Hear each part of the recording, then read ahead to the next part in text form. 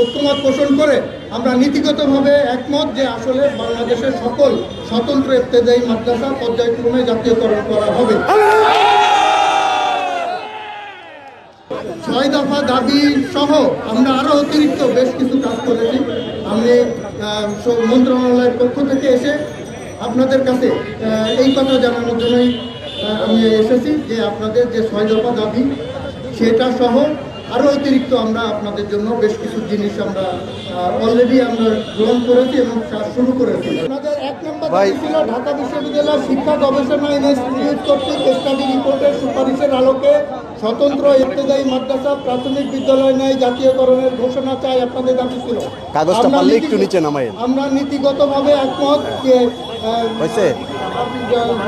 স্বতন্ত্র ইবতেদায়ী মাদ্রাসা বাংলাদেশের সকল ইবতেদায়ী মাদ্রাসা পর্যায়ক্রমে জাতীয়করণ করা হবে।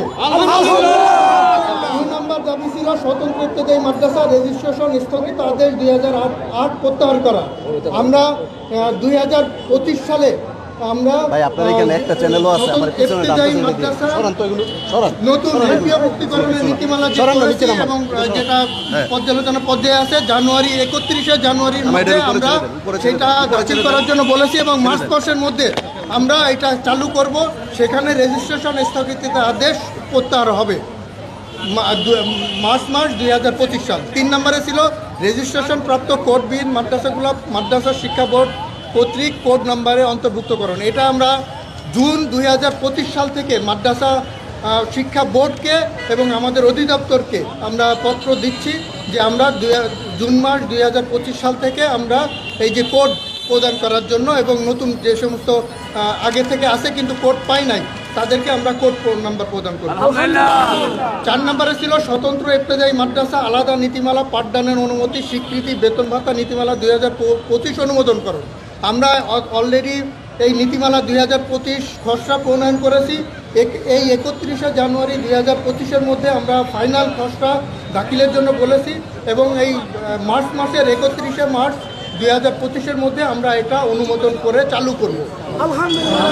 5 নম্বরে ছিল আপনাদের প্রাথমিক বিদ্যালয়ের ন্যায় অফিস সহায়ক নিয়োগের ব্যবস্থা করা। আমরা আমাদের যেটা ঘোষণাপত্র সেখানে এর বাইরেও আরেকটা 2টা বিষয় করেছি। একটা হলো অফিস সহায়কের পদ সৃজন হবে আপনাদের জন্য, বলেন আলহামদুলিল্লাহ। আর এর অতিরিক্ত আপনাদের প্রাক প্রাথমিক চালু হবে। প্রাথমিক বিদ্যালয় নাই স্বতন্ত্র 6 নম্বর দাবি ছিল প্রাথমিক বিদ্যালয় নাই স্বতন্ত্র ইবতেদায়ী মাদ্রাসা প্রাক প্রাথমিক শ্রেণী খোলার অনুমোদনের ব্যবস্থা করুন।